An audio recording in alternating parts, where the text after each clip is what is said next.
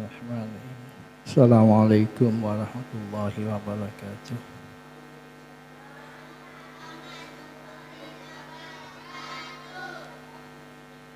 Khususnya Rasulullah sallallahu alaihi wasallam wa ala alihi washabbihi wa tabi'in wa ahli baitihi.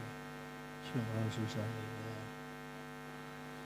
muallif hadzal kitab Syekh Syihabuddin bin Hajar Asqalani, semua khususnya masyayikh-masyayikhina wabil khususnya oleh Sunampel wa sya'al kisah wajad tidaknya mewakili kubur semua minat wa bina wa minna lahumul fatihah.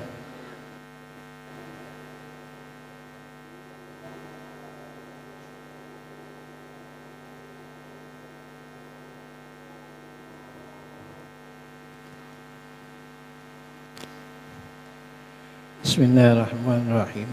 Alhamdulillahirabbil alamin. Wa bihi nasta'in ala amri waddin. Assalatu wassalamu ala asrafil anbiya wal mursalin wa ala alihi wa ashabihi wa tabi'in ila yaumiddin amma ba'du. Yang saya hormati Ketua Takmir Masjid Al-Falah beserta semua jajarannya dan para bapak ibu yang berbahagia. Alhamdulillah wonten sore menika dan kula sareng panjenengan saja oleh Allah masih ditakdir bisa melakukan ibadah shaum dan juga bisa hadir di tempat yang sangat mubarak ini. Kelaban ungkapan rasa syukur ini malar moga, semoga pertemuan pada detik ini mendapatkan ridho dari Allah Subhanahu wa taala. Allahumma amin. Dan kula kalaban jenengan saja bisa melaksanakan ibadah puasa sampai last minute, yaitu sampai dikumandangkannya takbir pas waktu Idul Fitri. Allahumma amin. Para bapak ibu sekalian yang berbahagia, dalam kesempatan ini saya kebetulan yaitu masuk ke tema bab yang nomor 3, yaitu bab 3 nasihat. Namun sebelum ini saya sampaikan, setelah saya baca, pada dasarnya bab yang harus saya sampaikan ini adalah bab yang berhubungan dengan masalah keluh kesah kehidupan manusia kepada sesama manusia, yang pada akhirnya oleh Rasulullah SAW diharapkan keluh kesah tersebut bisa disampaikan kepada Allah Subhanahu wa taala secara langsung. Para bapak ibu sekalian yang kula hormati, sebelum masuk kepada materi, perlu saya sampaikan kepada para bapak dan ibu sekalian. Pada hakikatnya dan kula sareng panjenengan saja, kula kali panjenengan sedaya memimpikan untuk hidup bahagia di dunia dan bahagia di akhirat.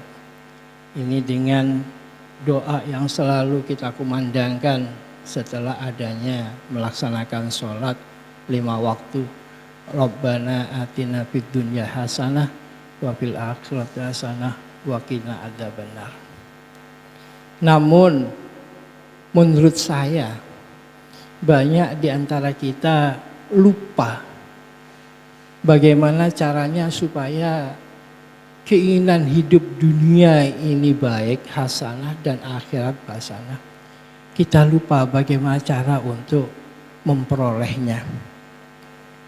Kalau kita pikir dan kita kembangkan pemikiran kita, sebetulnya untuk mewujudkan hal tersebut tidak jauh-jauh dengan perbuatan yang harus kita lakukan. Kita mulai kecil sering diajarkan oleh guru-guru kita tentang rukun Islam.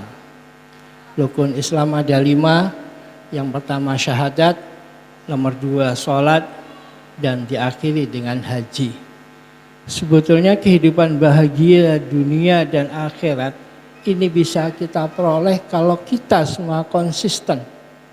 Kita semua istiqomah dan kula sareng panjenengan pada selalu mengerjakan ini tanpa ada halangan yang dibuat-buat.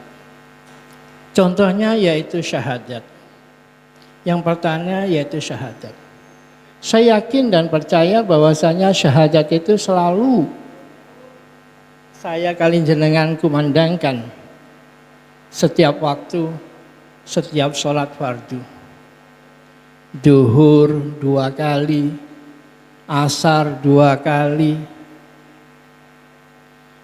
maghrib 2 kali, isya 2 kali, subuh 1 kali. Yaitu ketika kita membaca tahiyat.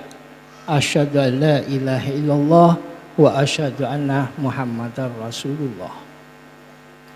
Syahadat ini merupakan satu implikasi, merupakan satu pembuktian.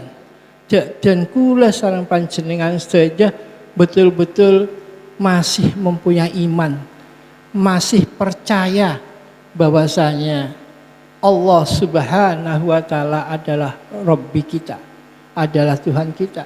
Sedangkan Rasulullah sallallahu alaihi wasallam yaitu Rasul dari Allah Subhanahu wa taala. Iman ini harus kita tancapkan setiap waktu di dada kita. Sebab amal baik atau amal soleh sedengkul lakoni tanpa dikaitkan oleh iman, maka amal tersebut akan tertolak. Banyak di dalam Al-Quran disampaikan ayat-ayat yang berhubungan dengan 2 ini. Yaitu ya ayyuhalladzina amanu wa amilus sholihah. Sehingga ibadah, perbuatan yang baik yang kita lakukan, kalau tidak didasarkan oleh satu keimanan, maka perbuatan tersebut yaitu ditolak oleh Allah Subhanahu wa taala. Cara yang nomor 2 yaitu sholat. Dan kula sareng panjenengan selalu mengerjakan dalam sehari semalamnya minim, yaitu mengerjakan sholat 5 waktu. Sholat ini fungsinya jelas dalam kehidupan kita. Sholat yaitu tanha anil fahsya'i wal munkar. Fungsi sholat menabi dan kula sareng panjenengan bisa melakukan sholat dengan khusyuk, bisa mengerjakan sholat dengan khusyuk. Kalau tidak memungkinkan kita selalu jamaah dalam setiap waktunya, fa insya Allah sholat ini bisa menggiring kepada kita yang mengerjakan tersebut untuk tidak melakukan fahsya wal munkar dalam kehidupan. Kalau kita bisa semacam itu, maka fa insyaallah tidak ada pertentangan, tidak ada pertengkaran di antara sesama manusia. Karena pada dasarnya perbuatan keji, perbuatan dosa akan dengan sendirinya oleh sholat kita digiring untuk tidak melakukan. Kunci yang nomor 3 yaitu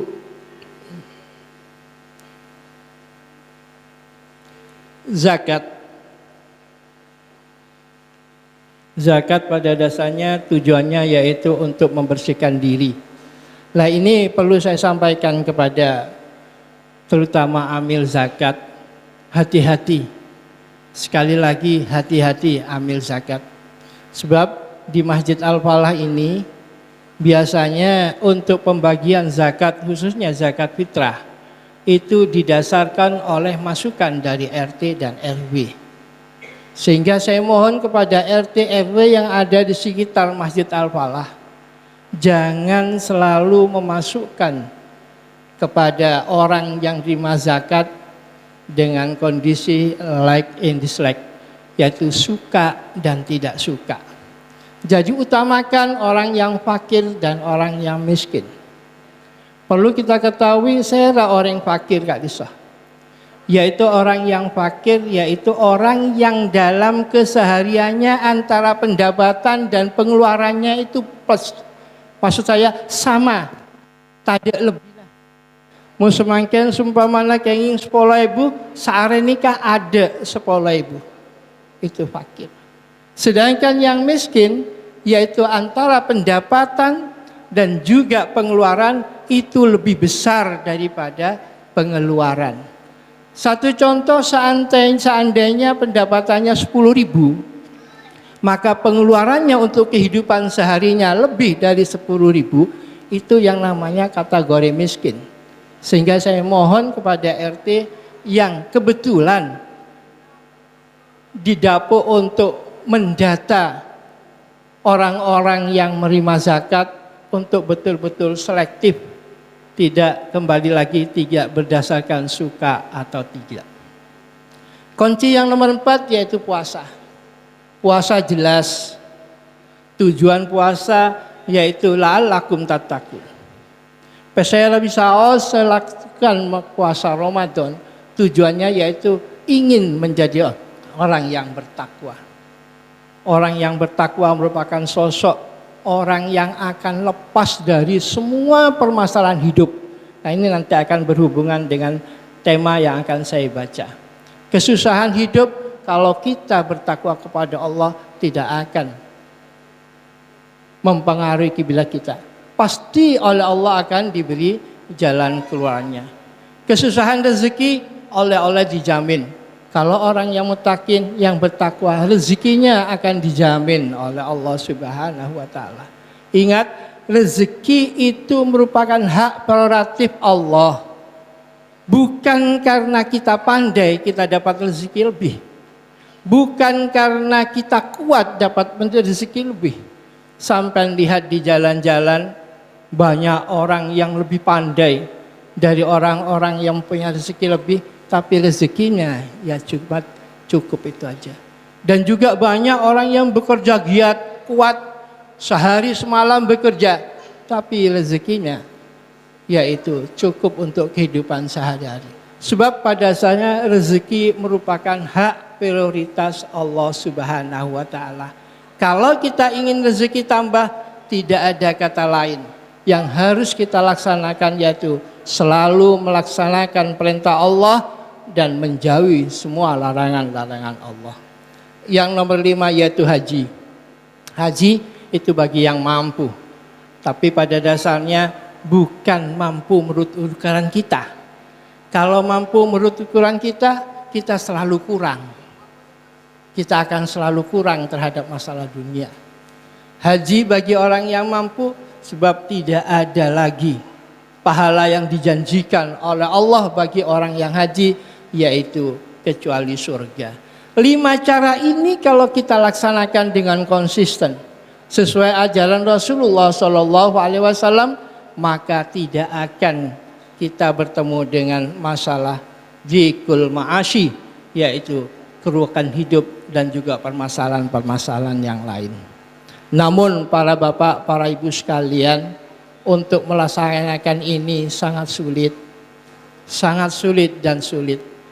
Sebab pada dasarnya sudah digambarkan dalam surat Al-Fatihah, ihdinas siratal mustaqim, siratal ladzina an'amta 'alaihim ghairil maghdubi 'alaihim waladdallin. Sebab pada dasarnya manusia itu dibagi menjadi 3 kelompok kalau berhubungan dengan perintahnya Allah. Yang pertama yaitu orang-orang yang selalu mendapat nikmat dari Allah, mendapat kenyamanan dari Allah. Ini biasanya as-siddiqin, para anbiya, para syuhada dan sebagainya. Yang biasanya juga tidak akan mendapatkan nikmat yaitu orang yang maghdub dan orang yang dhalin. Orang yang maghdub yaitu orang-orang yang dimarahi oleh Allah.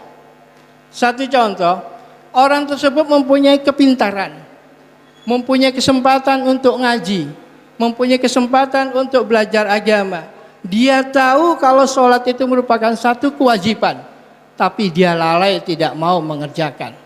Dia tahu bahwasanya puasa itu merupakan kewajiban yang faedahnya akan kembali kepada kita juga. Tapi banyak yang tidak mau mengerjakan. Ini adalah golongan-golongan orang yang mengdzub, yang dimarahi oleh Allah. Sedangkan yang tiga yaitu orang bolin, yaitu orang yang kesasar, yang memang tidak pernah mendengarkan pengajian, tidak pernah mendengarkan sesuatu yang baik dari agama, itu mangdub. Yang pertama itu dijamin masuk surga. Yang kedua ikan masuk surga kalau dia mau bertobat kepada Allah. Yang nomor tiga yaitu tidak mungkin dia akan mendapatkan surga, karena pada dasarnya dia telah lari dari sesuatu yang diwajibkan kepada kita, kepada dia. Para kaum muslimin sidang para kaum muslimin yang berbahagia, alhamdulillah, Pak, insya Allah kula kali panjenengan masih termasuk orang-orang yang mendapatkan nikmat dari Allah. Karena sampai sekarang saya dengan jenengan masih diberi kemampuan oleh Allah untuk selalu berpuasa dan mengisi ibadah puasa kita dengan amal-amal yang baik. Para bapak ibu sekalian yang berbahagia, kita sekarang masuk kepada materi.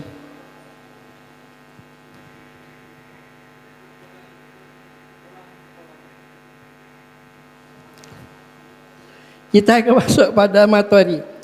Bismillahirrahmanirrahim. Riwayat Nabi sallallahu alaihi wasallam annahu qala man asbaha wa huwa yashku baikal ma'asyi fa kana ma yashku rabbah. Man utawi sapane wong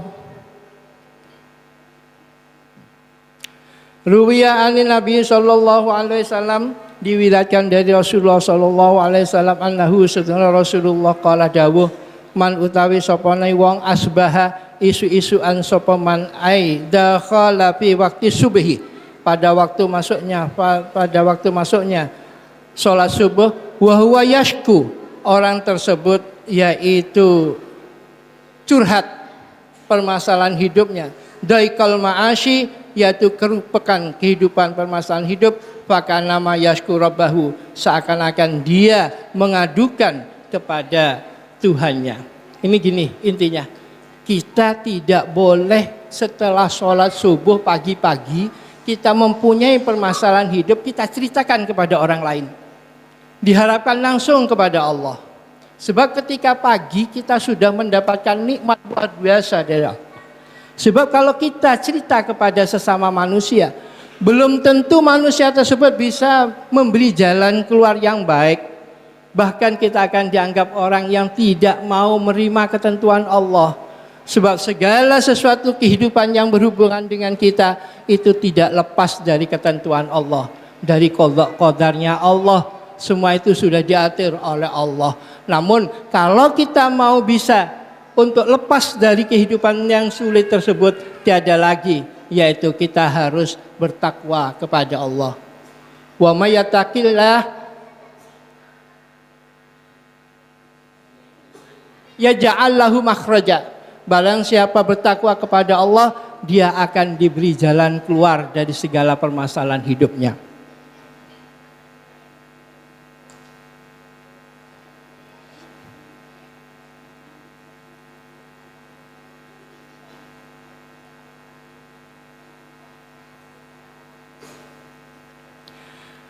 Wa man asbaha li umurid dunya hazinan faqad hasbaha sakhitan ala Allah. Perlu saya tambahkan kepada hadirin, pada dasarnya kalau kita mengadu permasalahan tersebut kepada manusia, sebab aduan yang kita lakukan pada dasarnya itu merupakan doa. Sehingga kita mengkhawatirkan kita harus berdoa hanya kepada Allah, bukan kepada makhluk. Ihdinas siratal mustaqim siratal ladzina an'amta 'alaihim ghairil maghdubi 'alaihim waladdallin. Iyyaka na'budu wa iyyaka nasta'in. Iyyaka na'budu, hanya kepada Allah na'budu kita beribadah, wa iyyaka nasta'in, dan hanya kepada Allah pun kula kali panjenengan nyuwun tulung. Sehingga diharapkan untuk tidak menyampaikan permasalahan hidup tersebut kepada sesama manusia. Saya rasa sementara ini cukup Pak insya Allah besok akan kita ketemu lagi. Namun saya izin tadi sudah tidak bisa menyampaikan, tidak bisa hadir, akan dibagi oleh Badal. Kurang lebihnya saya mohon maaf karena maghrib sudah ada di depan kita. Kita akan menikmati kenikmatan yang luar biasa yang diberikan oleh Allah kepada kita untuk berbuka puasa. Selamat berbuka puasa. Wa insya Allah kulo kali panjenengan ibadah kita diterima oleh Allah Subhanahu wa taala. Allahumma amin. Ihdinas siratal mustaqim. Assalamualaikum warahmatullahi wabarakatuh.